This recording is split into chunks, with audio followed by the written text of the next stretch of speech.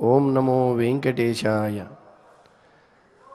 వాగీశాద్యాస్సు మనసః సర్వార్థానాముపక్రమే యన్నత్వా కృతకృత్యాః స్యుః తం నమామి గజాననం. వ్యాసం వసిష్ఠనప్తారం శక్తేః పౌత్రమకల్మషం పరాశరాత్మజం వందే శుకతాతం తపోనిధిం.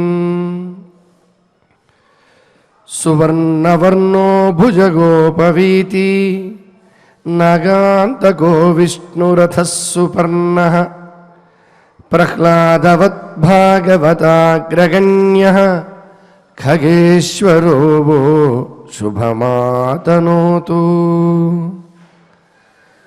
నమస్తే పుండరీకాక్ష నమస్తే వెంకటేశ్వర అస్మాననేక విధయా భవాన్ రక్షతు రక్షతు.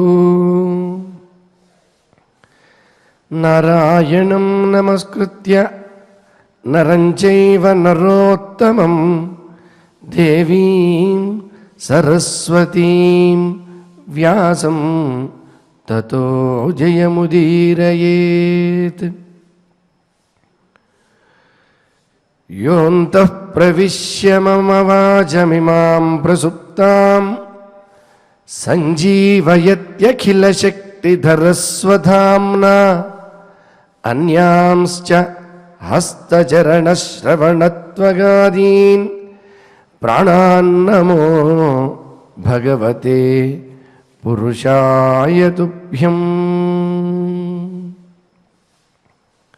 జగదాధారుడు, భక్తజనమందారుడు, లోకానికి అందరికీ ఆనందాన్ని అందించే ఆనంద నిలయంలో నిరతిశయ ఆనంద స్వరూపునిగా వెలుగొందేటువంటి శ్రీనివాస పరబ్రహ్మ యొక్క దివ్య అనుగ్రహ విశేషంతో మనం భద్రతను చేకూర్చే ఈ భాద్రపద మాసంలో దేవతలకి పితృదేవతలకి ప్రీతికరమైనటువంటి మాసంలో సాక్షాత్తు ఆ దేవదేవుడైనటువంటి పరంధాముడైన పరమాత్మ విష్ణుమూర్తి లోకానికి అందివ్వడం కోసం రుద్రాది దేవతలకు అంతకన్నా ముందు తనకి అత్యంత ప్రీతిపాత్రుడైనటువంటి తనకి వాహనమైనటువంటి అంటే వాహనంగా మలచుకున్నటువంటి ఖగేశ్వరుడిగా అంటే ఆకాశంలో విహరించేటువంటి పక్షులకన్నిటికీ కూడా ఈశ్వరుడిగా ప్రభువుగా ఇంద్రుడిగా వెలుగొందేటువంటి శక్తి కలిగిన ఆ గరుత్మంతునికి ఉపదేశించిన దివ్య జ్ఞాన భాండాగార రూపమైనటువంటి గరుడ పురాణంలోని అంశాలను మనం ఈ గరుడాద్రిపై ఉండి తెలుసుకుంటూ ఉన్నాం. ఈరోజు అష్టమి తిథి భాద్రపద మాసంలో దీని గురించి ప్రత్యేకంగా గరుడ మహాపురాణంలోనే ఆచార్యకాండలో అద్భుతమైనటువంటి వ్రత కథని అలాగే ఏ రకంగా మనం ఈ అష్టమి నాడు పూజాది కైంకర్యాలు చేసుకోవాలి అనే విషయాలన్నిటినీ కూడా చెబుతూ ఉన్నారు. భాద్రపద మాసంలో బ్రహ్మన్ భాద్రపదే మాసి శుక్లాష్టమ్యాముపోషిత దూర్వాం సౌరీం గౌరీం గణేశంచ ఫలపుష్పై శివం యజేత్. ఈ అష్టమి నాడు భాద్రపద శుద్ధ అష్టమి నాడు దూర్వాష్టమి అనేటువంటి వ్రతాన్ని ఆచరించాలి అని. దూర్వా అంటే గరిక, మనకి తెలిసినదే, మనకి ఎల్లవేళలా లభించేటువంటిది. పరమాత్మ ఎప్పుడు ఏ వ్రతాన్ని చెప్పినా మనకి అందుబాటులో ఉండేటువంటి పదార్థములతో చేసుకునేటువంటి భాగ్యాన్ని కల్పించాడు. మిగిలిన యుగాల కన్నా కూడా నిజంగా కలియుగవాసులంటేనే భగవంతుడికి ఎంతో ప్రీతి. ఏ రకంగా అయితే తల్లిదండ్రులకి తన సంతానంలో కాస్త అమాయకత్వము అలాగే చురుకుదనము లేనటువంటి పిల్లల యందు ఎక్కువ దృష్టి ఉంటుందో, ప్రేమ అనురాగం ఉంటుందో, అలాగే కలియుగంలో ఉండేటువంటి తన భక్తులు, మానవులు, జీవులు ఈ కలి ప్రభావం చేత ధర్మాచరణ కానీ లేదా కఠోరమైనటువంటి నియమాలు కానీ ఆచరించలేరు. కాబట్టి పాపం పరమాత్మ కూడా అత్యంత సులభమైనటువంటి వ్రతముల ద్వారా, నియమముల ద్వారా అత్యంత క్లిష్టమైనటువంటి సాధ్యం కానటువంటి ఫలితాన్ని అందివ్వడానికి ఎప్పుడూ ముందుంటూనే ఉంటారు. కాబట్టి అలాగే ఇక్కడ కూడా మనకి సులభంగా లభించేటువంటి ఆ గరికతో పూజించినట్లయితే, అంటే ఈ అష్టమి నాడు ఉపవాసం ఉండి గౌరీదేవికి, అదేవిధంగా గణేశునికి, శివునికి వీరిని ఆ గరికతోనే ప్రతిరూపాలుగా చేసుకుని ఫలపుష్పాదులతో చక్కగా పూజించినట్లయితే, ఆ పూజా ద్రవ్యాన్ని చక్కగా సమర్పించే సమయంలో ఆ స్వామి దివ్య నామాన్ని పలుకుతూ గనక అర్చించినట్లయితే ఫలవ్రీహ్యాదిభిః సర్వైః శంభవే నమః శివాయ చ త్వం దూర్వే మృత జన్మాసి అష్టమి సర్వకామభాక్. మనం ప్రతి అంశాన్ని కూడా ప్రమాణపూర్వకంగా ఏదైతే గరుడ పురాణంలో ఉన్నదో ఆ అంశాన్ని తెలుసుకుంటూనే మనం చెబుతూ ఉన్నాం.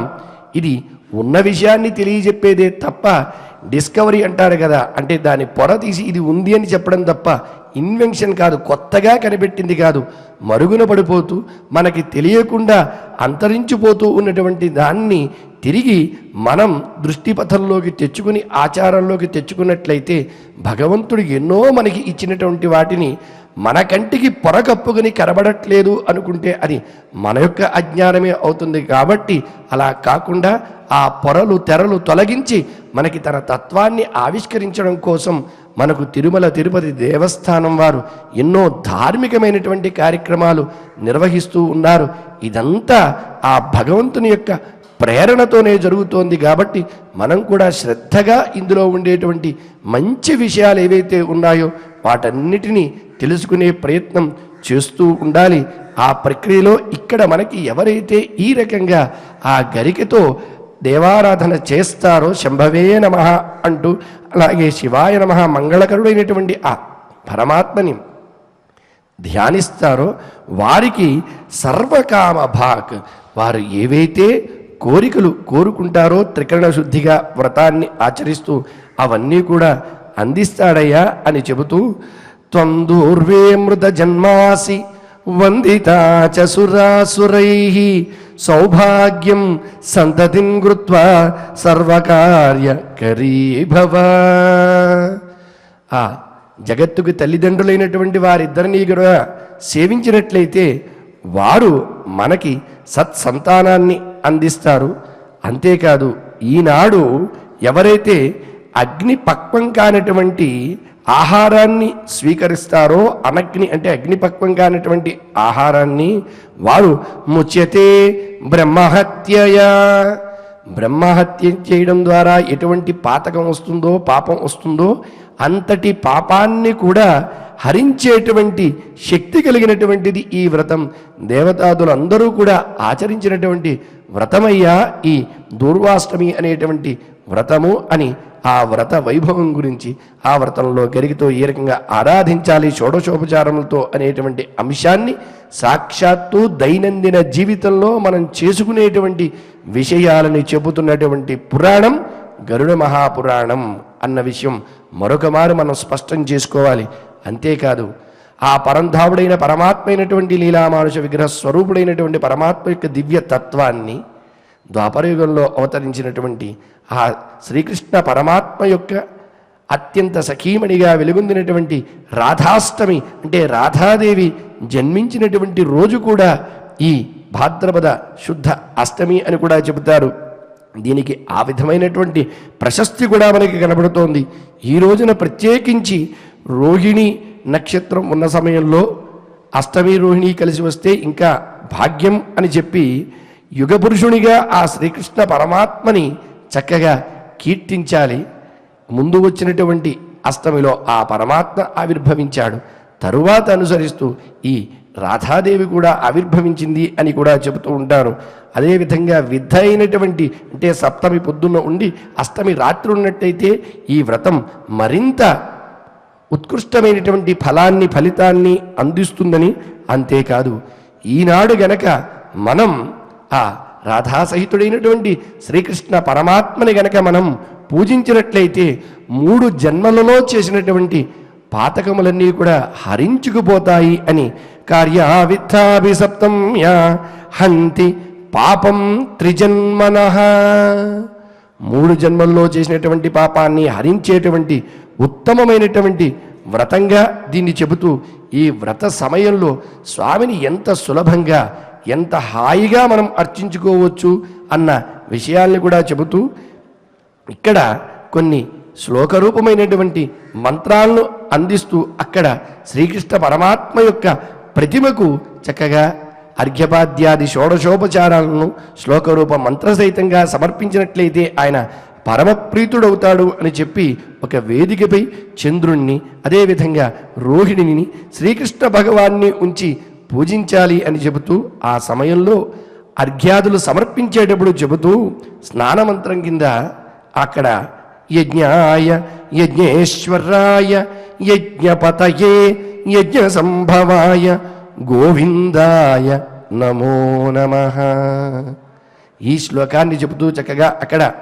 స్నానాది ఉపచారాలన్నీ కూడా చేయించాలయ్యా అని చెబుతూ ఉన్నారు. అదేవిధంగా మరొక కొన్ని ఉపచారముల కోసం విశ్వాయ విశ్వేశ్వరాయ విశ్వపతయే విశ్వసంభవాయ గోవిందాయ నమో నమః. ఆయన శయనం చేసేటప్పుడు ఈ రకంగా ఇటువంటి మంత్రాన్ని చదవాలి.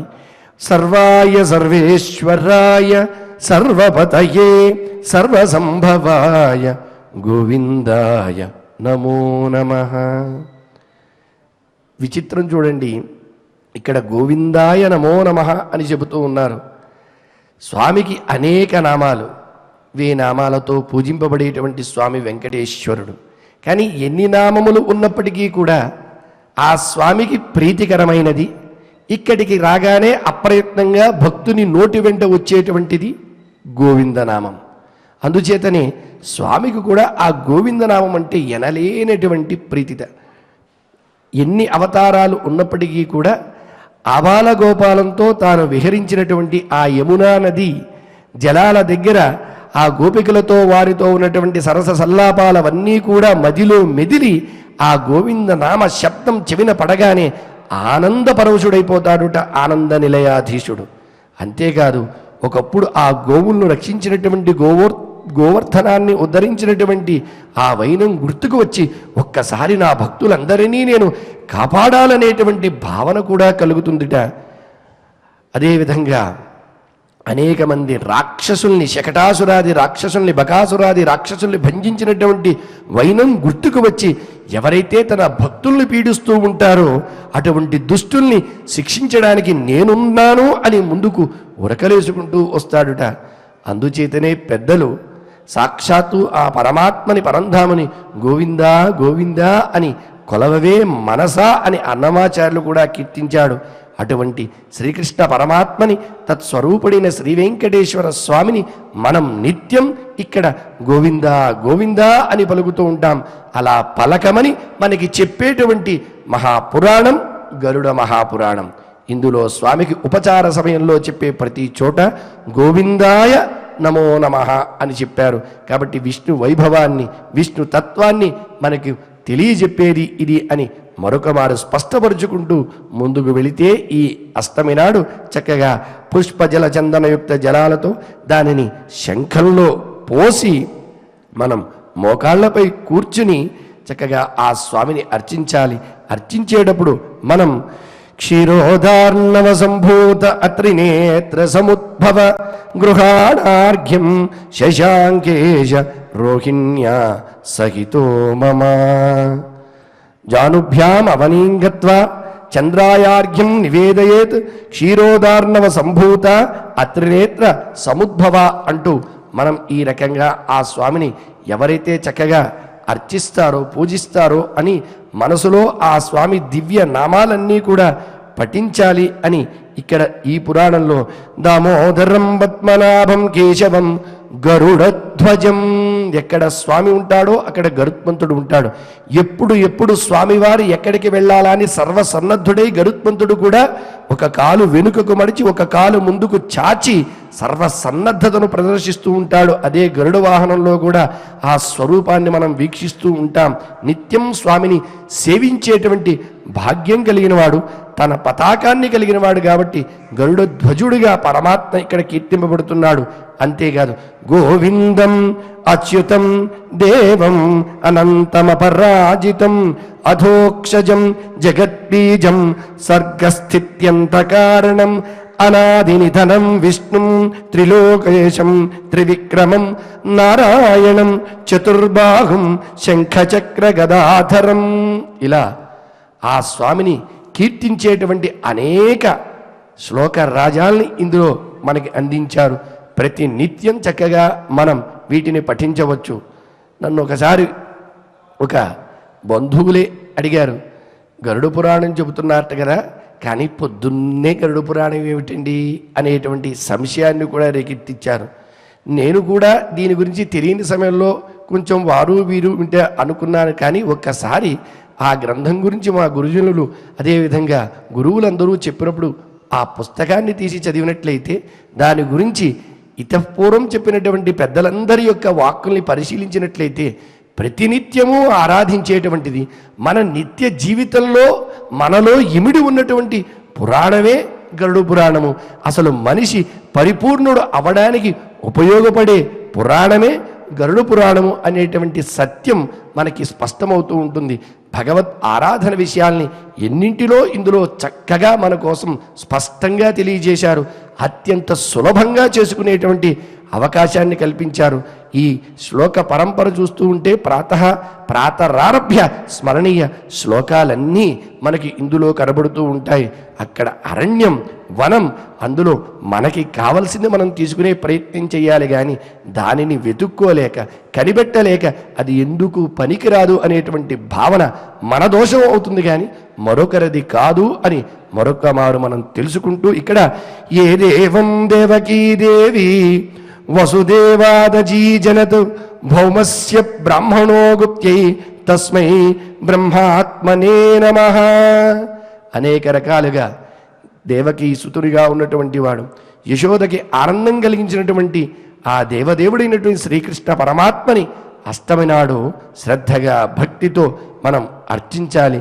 భగవంతుడు వాక్కును అందించినందుకు ఆ స్వామి దివ్య నామాన్ని పలకాలి అని తెలియజేస్తూ త్రాహిమాం దేవదేవేశ హరే సంసార సాగరాత్ త్రాహిమాం సర్వ పాపఘ్న దుఃఖ శోకార్ణవాత్ ప్రభో దేవకీ నందన శ్రీశ హరే సంసార సాగరాత్ దుర్వృత్తాం శ్రాయసే విష్ణు ఏ స్మరంతి సకృత్. ఇన్స్టెంట్గా పనులైపోవాలనుకుంటామే, అలాగే కలియుగంలో మనకి ఇలా అనుకున్న వెంటనే మనకి ఫలితం సిద్ధించాలి అంటే వెంటనే సకృత్ ఎవరిని ఆశ్రయించాలి? శ్రీకృష్ణ పరమాత్మని ఆశ్రయించాలి, విష్ణువుని ఆశ్రయించాలి. ఆయననే మన యొక్క సమస్త పాపములను కూడా తొలగించేటువంటి వాడు. సర్వ పాపఘ్న త్రాహి రక్షించవయ్యా అని ఆ స్వామిని వేడుకోమని చెప్తోంది. అలా ఎవరైతే జగద్ధితాయ కృష్ణాయ గోవిందాయ నమో నమః శాంతిరస్తు శివంచాస్తు ధన విఖ్యాతి రాజ్యభాక్, ఇలా అష్టమి వ్రతాన్ని చక్కగా ఆచరించి ఆ పరమాత్మను పూజిస్తారో అర్చిస్తారో వారికి కలిగేటువంటిది ఏమిటి అంటే అశాంతి నుంచి రక్షణ లభిస్తుంది, దురాచారం నుంచి విడుదలవుతాం. మన యొక్క అజ్ఞానం ఏదైతే ఉందో అది నశిస్తుంది.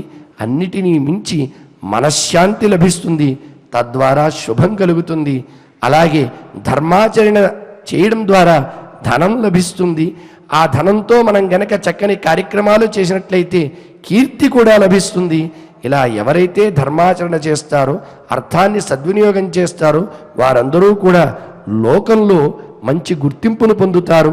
అటువంటి స్థితిని కలగజేసేటువంటిది పరమాత్మ ఒక్కడే అనే సత్యాన్ని తెలియపరిచేటువంటి అద్భుతమైన వ్రతంగా ఇక్కడ చెబుతూ మరొక విశేషమైనటువంటి వ్రతాన్ని, వ్రత కథని కూడా ఈ గరుడ పురాణంలోనే మనకు తెలియజేస్తూ ఉన్నారు. దీనినే బుధాష్టమి వ్రతము అని.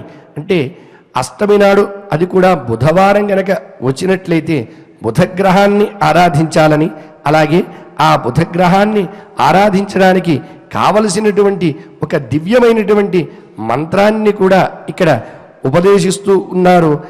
ఒక చక్కటైనటువంటి జలాశయ మధ్యంలో ఉండి దాన్నే ఒక మండలంగా భావించుకుని, అక్కడ మండలాన్ని ఏర్పరచుకుని, పద్మదళాన్ని ఏర్పరచుకుని, శ్యామవర్ణుడైనటువంటి ధనుర్బాణయుక్తుడైనటువంటి బుధుని కల్పించుకుని ఆయన్ని పూజించాలి అని చెబుతూ, ఎవరైతే ఈ వ్రతానికి సంబంధించినటువంటి కథని ఆలకిస్తారో వారికి కూడా ఈ వ్రతం చేసినటువంటి ఫలితం లభిస్తాయి అని చెబుతోంది గరుడ మహాపురాణం. పూర్వం పాటలీపుత్రంలో వీరహ అంటే వీరుడు అనేటువంటి ఒక శ్రేష్ఠుడు ఉండేవాడుట. ఆయన భార్య పేరు రంభ. వీరికి కౌశికుడు అనేటువంటి పేరు కలిగిన ఒక మంచి పుత్రుడు ఉన్నాడు. అలాగే పుత్రిక కూడా, ఆమె పేరు విజయ అని. వీరొకనాడు తమ కుటుంబంలో ఒక సభ్యులుగా ఎంతో ప్రీతిగా పెంచుకునేటువంటి ఎద్దు కూడా ఉండేది. దానికి కూడా వీరు పేరు పెట్టుకున్నారు ధనపాలహ అని, ధనపాలుడు అని.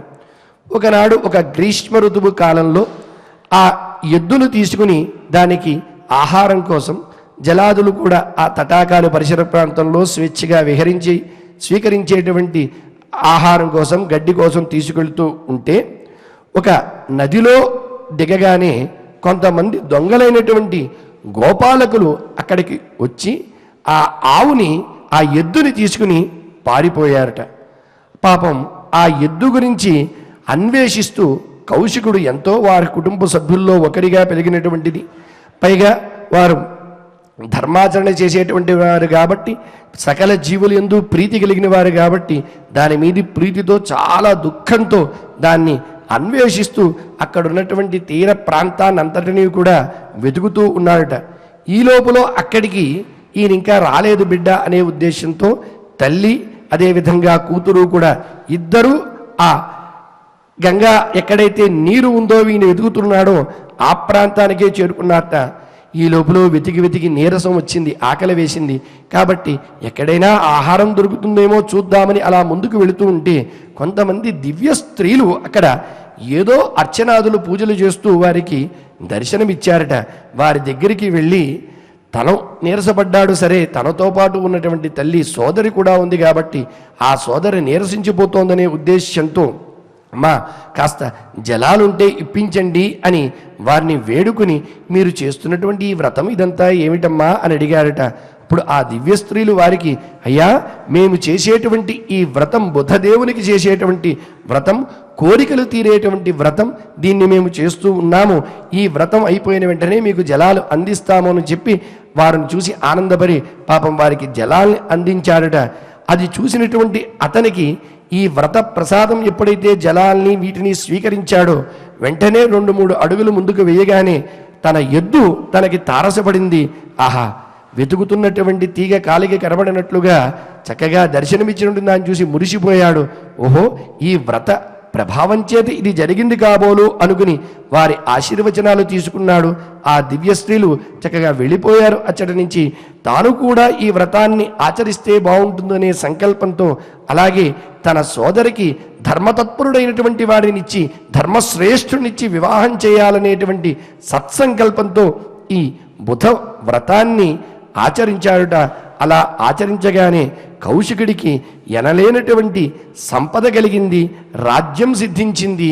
అంతేకాదు, ఈ ధర్మశ్రేష్ఠుడు అంటే ధర్మంలో అందరికన్నా శ్రేష్ఠుడు ఎవరుంటారు?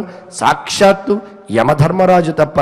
కాబట్టి యమధర్మరాజే తాను కోరి వచ్చి సోదరైనటువంటి విజయను పత్నిగా స్వీకరించాడుట.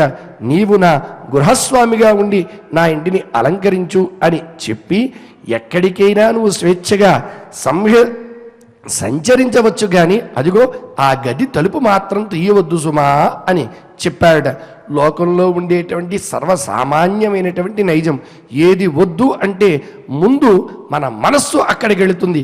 మనం ప్రత్యక్షంగా వెళ్ళినా వెళ్ళకపోయినా ఆ మనస్సును అనుసరించి దాని ప్రభావం చేత తరువాత శరీరము కదులుతుంది. అలాగే ఏదైతే ఆ యమధర్మరాజు ఆ తలుపు తీయవద్దు అన్నాడో విజయ కొన్నాళ్ల ఊపికి పట్టింది కానీ ఆతృతతో తట్టుకోలేక తలుపు తీసింది. నివ్వెరపోయింది, ఆశ్చర్యపోయింది. ఏమిటి అంటే అక్కడ లోపల తట్టుకోలేంత దుఃఖం వచ్చే విధంగా ఆమె యొక్క తల్లి అక్కడ అనేక వేదనలు పడుతూ ఉంది. అది చూసి ఆమె చాలా బాధపడి ఏ రకంగా తన తల్లిని ఉద్ధరించాలి అని తన సోదరుడు చేసినటువంటి ఆ బుధ అష్టమి వ్రతాన్ని గుర్తు తెచ్చుకుంది. చక్కగా ఆ వ్రతాన్ని ఆచరించింది.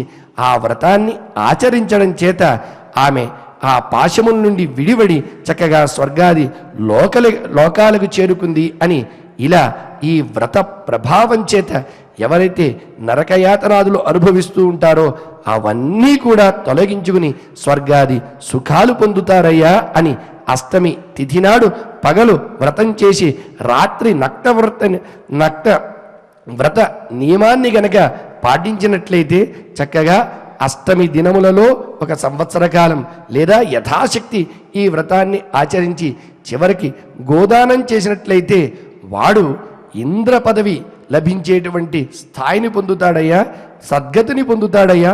అటువంటి పుష్యమాసంలో కూడా ఈ అష్టమిని చేయవచ్చు. అలా పుష్యమాసంలో శుక్లపక్ష అష్టమి నాడు చేసేటువంటి ఈ వ్రతాన్ని మహారుద్ర వ్రతమని కూడా పిలుస్తారయ్యా.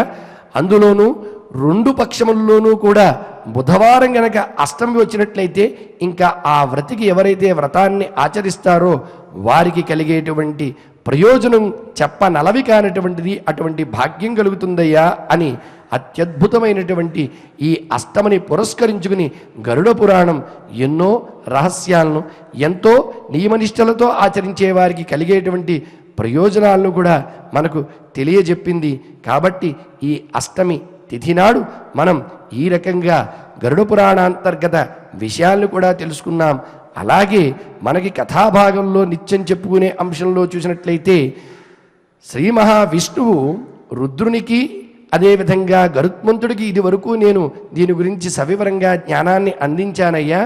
దాని నుంచి గరుత్మంతుడి నుంచి కశ్యపుడు దీన్ని స్వీకరించాడు. స్వీకరించి ఏం చేశాడయ్యా అంటే ఇత్యుక్తో గరుడో రుద్ర కశ్యపాయాః పృచ్ఛతే కశ్యపో గారుడం శ్రుత్వా వృక్షం దగ్ధమజీవయత్. గరుత్మంతుని దగ్గర నుంచి తెలుసుకున్నటువంటి ఈ గారుడీ విద్య ద్వారా ఆయన ఒక భస్మమైనటువంటి వృక్షానికి పునరుజ్జీవనం కల్పించాడయ్యా అన్నాడు. గరుడ పురాణ సారాన్ని ఇక్కడ చెప్పారని మనం భావించాలి. ఏ రకంగా అంటే భస్మమైనటువంటి అంతరించిపోయినటువంటి దానిని ఉదయించేటువంటి శక్తి ఈ గరుడ పురాణాంతర్గత గారుడీ విద్యకు ఉంది అని. అంటే మనిషిని ఆధ్యాత్మికంగా శారీరకంగా పరిపూర్ణంగా బ్రతికించేటువంటి జ్ఞానం కలిగిన పురాణం గరుడ పురాణం అన్న విషయం స్పష్టమవుతోంది. ఒకప్పుడు కశ్యపుడు అనేటువంటి అంటే కశ్యప ప్రజాపతి వంశంలో ఉద్భవించినటువంటి కశ్యపుడు, ఈ కశ్యపుడు ఆ కశ్యప ప్రజాపతి కాదు. కాబట్టి ఆ కశ్యపుడు అనే బ్రాహ్మణుడు ధనం కోసం వెళుతూ ఉన్నాడు. ఎందుకోసం అంటే అక్కడ పరీక్షిన్ మహారాజు ఈ తక్షకుడు అనేటువంటి విషం పాము యొక్క విషం చేత మరణిస్తాడని తెలిసి అలా మరణిస్తే బ్రతికించేటువంటి గారుడు విద్య తన దగ్గర ఉంది కాబట్టి ఆయన్ని నేను కాపాడుకుంటాను, తద్వారా రాజుగారు నాకు ధనధాన్యాది వస్తు సంపదలన్నీ ఇస్తారనేటువంటి ఉద్దేశ్యంతో బయలుదేరుతున్న సమయంలో ఈ విషయాన్ని తెలుసుకున్నటువంటి తక్షకుడు నా కాటుకి బతికేవాడంటూ ఎవరైనా ఉన్నాడా, అంతటి గొప్ప విద్య తన దగ్గరే ఉందా అని అతన్ని అడ్డుపడి ఏమయ్యా ఎక్కడికి బయలుదేరుతున్నావంటే ఏముందయ్యా రాజుగారి దగ్గరికి వెళ్తున్నాను, ఆయనకి ఏదో పాము కాడి చేత ప్రమాదం ఉందిట, రక్షించేటువంటి ఉపాయం నా దగ్గర ఉంది, నా దగ్గర గారుడీ విద్య ఉంది, నేను నేర్చుకున్నాను, కాబట్టి దాని ద్వారా నేను జీవనాన్ని పొందుతాను చక్కగా అంటే సరే అంత శక్తి ఉందా, అంత శక్తి ఉంటే ఒక్కసారి నేను నిన్ను పరీక్షిస్తాను, ఇదిగో ఇక్కడ ఉన్నటువంటి ఈ మహావృక్షం ఏదైతే ఉందో పెద్ద వృక్షం, ఈ వృక్షాన్ని నా విష ప్రభావం చేత నేను మాడిపోయేట్లుగా చేస్తాను, దాన్ని నువ్వు ఏమైనా బ్రతికించగలవేమో చూస్తానని చెప్పి తక్షకుడు దాన్ని మాడిపోయేటట్టుగా చేస్తే ఆ వృక్షాన్ని చక్కగా పచ్చగా ఉన్నటువంటి వృక్షం కాస్త కాలిపోయిన బొగ్గులా తయారైతే వెంటనే ఆ కశ్యపుడు తన దగ్గర ఉన్నటువంటి గారుడీ విద్య ద్వారా ఇంతకన్నా ముందు అంటే ఇంతకుముందు కొన్ని ఆకులు శాఖలతో ఉంటే ఈయన పునరుజ్జీవనం కలిగించిన తర్వాత మరింత శాఖలతో మరింత శోభాయమానంగా ఆ వృక్షం విరాజిల్లిందిట. ఇంకొక విశేషం ఏమిటి అంటే మనకి ఐతిహ్యం పురాణాల్లో చెబుతూ ఉంటారు, అనుకోకుండా ఆ వృక్షం మీద అక్కడే తన పశువులు కాచుకుంటూ ఉండేటువంటి ఒక పల్లెవాడు కూడా ఉన్నాడుట. ఆ తక్షకుడు వేసినటువంటి కాటు వల్ల మరణించడం, మళ్ళీ ఈ కశ్యపుడి యొక్క పునరుజ్జీవన గారుడి విద్య ద్వారా బ్రతకడం. కాబట్టి ఈ కథంతా తెలిసినవాడు కాబట్టి లోకంలో తరువాత ఈ కశ్యపుడి యొక్క వైభవాన్ని కూడా చాటాడుట. అలా ఆ దగ్ధమైపోయినటువంటి వృక్షాన్ని పునరుజ్జీవనం కల్పించి చక్కగా పచ్చగా చేసినటువంటి వాడు కశ్యపుడు. దేని ద్వారా? ఇదిగో ఈ గారుడి విద్య ద్వారా, గరుడ పురాణాంతర్గతమైనటువంటి ఈ విద్య ద్వారానయ్యా అని సాక్షాత్తు విష్ణువే చెబుతూ ఇటువంటి దానికి సంబంధించినటువంటి ఒక దివ్యమైనటువంటి మంత్ర రాజాన్ని కూడా ఇక్కడ నిక్షిప్తం చేయడం జరిగింది. అందుకే మనకి ఇప్పటికీ కూడా లోకంలో చూస్తూ ఉంటాం, ఏదైనా సర్పాదులు అవన్నీ ఉంటే వాటిని కొంతమంది అలవోకగా పట్టుకుంటూ ఉంటారు. ఏమిట్రా అసలు భయం లేకుండా ఆ పావుని అలా పట్టుకున్నావంటే కొంతమంది అంటూ ఉంటారు, ఆయన చేతిలో గరుడ రేఖ ఉందండి అంటే తెలియకుండా అప్రయత్నంగా ఏదో వంశ పరంపరలో కానీ లేదా భగవద్ అనుకూలం చేత అటువంటి గారుడి విద్య ప్రభావం ఏదైనా ఉంటే అటువంటి వారికి ఆ శక్తి ఉండవచ్చు అని కూడా మనం ఊహించవచ్చు. ఇలా విద్యయం గారుడీపర గరుడోక్తం గారుడం హి శృణురుద్రమదాత్మకం.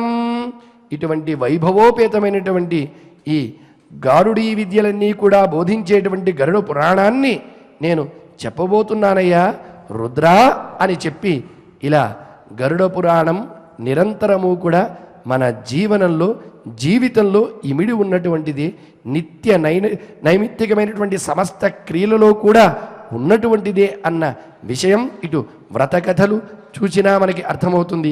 ఆచారకాండలో ఉండేటువంటి అనేక విషయాలను పరిశీలిస్తే మనకి వైద్యానికి సంబంధించినటువంటి విషయాలు ప్రత్యేకంగా కొన్ని అధ్యాయాలే ఉన్నాయి. కాబట్టి ఇది అందరూ కూడా చక్కగా చదవదగినటువంటి అంశాలతో కూడినటువంటి పురాణమే అని భావిస్తూ మనం చక్కగా ప్రతి నిత్యము గరుడ పురాణాంతర్గత స్తోత్ర రాజాల్ని పఠిస్తూ ఉన్నాం. అలాగే అచ్యుత స్తోత్రంలో కొన్ని శ్లోకాలు నిన్న మనం పఠించాం. ఇప్పుడు మరికొన్ని శ్లోకాల్ని చక్కగా పఠించుకుని ఆ దేవదేవుడైనటువంటి గోవిందుని యొక్క అనుగ్రహాన్ని పొందే ప్రయత్నం చేద్దాం.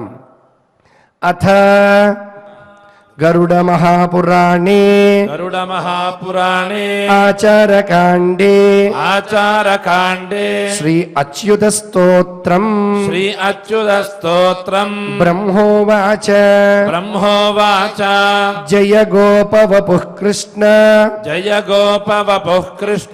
జయ గోపీ జనప్రియ జయ గోవర్ధనోద్ధార జయ గోవర్ధనాధార జయ గోకులవర్ధన జయ రావణ వీరఘ్న జయ చాణూరనాశన జయ వృష్ణికులోద్యోత జయ కాళీయమర్దన జయ సత్య జగత్సాక్షిన్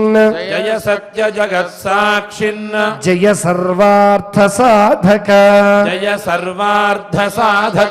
జయ వేదాంత విద్వేద్య జయ సర్వద మాధవ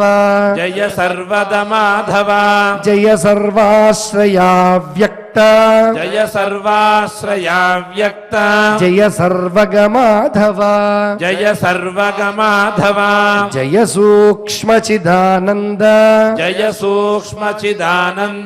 జయ చిత్ నిరంజన జయ చిత్త నిరంజన జయస్తేస్తు నిరాలంబ జయస్తేస్తు నిరాలంబ జయ శాంత సనాతన జయ శాంత సనాతన జయనాథ జగత్పూజ్య జయనాథ జగత్పూజ్య జయ విష్ణో నమోస్తుతే జయ విష్ణో నమోస్తుతే త్వం గురుస్త్వం హరే శిష్యః త్వం గురుస్త్వం హరే శిష్యః త్వం దీక్షా మంత్రమండలం త్వం దీక్షా మంత్రమండలం త్వం న్యాసముద్రా సమయాః త్వం న్యాసముద్రా సమయాః త్వం చ పుష్పాది సాధనం త్వం చ పుష్పాది సాధనం త్వమాధారస్త్వం హ్యనంతః త్వమాధారస్త్వం హ్యనంతః త్వం కూర్మస్త్వం ధరాంబుజం త్వం కూర్మస్త్వం ధరాంబుజం ధర్మజ్ఞానాదయస్త్వం హి ధర్మజ్ఞానాదయస్త్వం హి వేదిమండలశక్తయః వేదిమండలశక్తయః త్వం ప్రభోచ్చలభృద్రామః త్వం ప్రభోచ్చలభృద్రామః త్వం పునః సఖరాంతకః త్వం పునః సఖరాంతకః త్వం బ్రహ్మర్షిశ్చ దేవస్త్వం త్వం బ్రహ్మర్షిశ్చ దేవస్త్వం విష్ణుః సత్యపరాక్రమః విష్ణుః సత్యపరాక్రమః త్వం నృసింహః పరానందః త్వం నృసింహః పరానందః వరాహస్త్వం ధరాధరః వరాహస్త్వం ధరాధరః త్వం సుపర్ణస్తథా చక్రం త్వం సుపర్ణస్తథా చక్రం త్వం గదా శంఖ ఏవ చ త్వం గదా శంఖ ఏవ చ త్వం శ్రీః ప్రభో త్వం ముష్టిత్వం త్వం శ్రీ ప్రభో త్వం ముష్టిత్వం త్వం మాలా దేవశాశ్వతీ త్వం మాలా దేవ శాశ్వతీ శ్రీవత్సః కౌస్తుభస్త్వం హి శ్రీవత్సః కౌస్తుభస్త్వం హి శార్ంగీ త్వం చ తథేషు ధీః శార్ంగీ త్వం చ తథేషుధిః త్వం ఖడ్గచర్మణా సార్థం త్వం ఖడ్గచర్మణా సార్ధం త్వం దిక్పాలాస్తథా ప్రభో త్వం దిక్పాలాస్తథా ప్రభో త్వం వేదాస్త్వం విధాతా చ త్వం వేదాస్త్వం విధాతా చ త్వం యమస్త్వం హుతాశనః త్వం యమస్త్వం హుతాశనః త్వం ధనేశస్త్వమీశానః త్వం ధనేశస్త్వమీశానః త్వమింద్రస్త్వమపాం పతిః త్వమింద్రస్త్వమపాం పతిః త్వం రక్షోధిపతిः సాధ్యః త్వం రక్షోధిపతిः సాధ్యః త్వం వాయుస్త్వం నిశాకరః త్వం వాయుస్త్వం నిశాకరః ఆదిత్యా వసవో రుద్రాః ఆదిత్యా వసవో రుద్రాః అశ్వినౌ త్వం మరుద్గణాః అశ్వినో త్వం మరుద్గణాః త్వం దైత్యా దానవానాగాః త్వం దైత్యా దానవానాగాః త్వం యక్షా రాక్షసాః ఖగాః త్వం యక్షా రాక్షసాః ఖగాః గంధర్వాప్సరసః సిద్ధాః గంధర్వాప్సరసః సిద్ధాః పితరస్త్వం మహామరాః పితరస్త్వం మహామరాః భూతాని విషయస్త్వం హి భూతాని విషయస్త్వం హి త్వమవ్యక్తేంద్రియాణి చ త్వయం వ్యక్తేంద్రియాణి చ మనోబుద్ధిరహంకారః మనోబుద్ధిరహంకారః క్షేత్రజ్ఞస్త్వం హృదీశ్వరః క్షేత్రజ్ఞస్త్వం హృదీశ్వరః త్వం యజ్ఞస్త్వం వషట్కారః త్వం యజ్ఞస్త్వం వషట్కారః త్వమోంకారः సమిత్కుశాః త్వమోంకారः సమిత్కుశాః త్వం వేదీ త్వం హరే దీక్ష త్వం వేదీ త్వం హరే దీక్ష త్వం యోపస్త్వం హుతాశనః త్వం యోపస్త్వం హుతాశనః త్వం పత్నీ త్వం పురోడాశః త్వం పత్నీ త్వం పురోడాశః త్వం శాలాసృత్య త్వం స్రువః త్వం శాలాసృత్య త్వం స్రువః ఇతి గరుడ మహాపురాణే గరుడ మహాపురాణే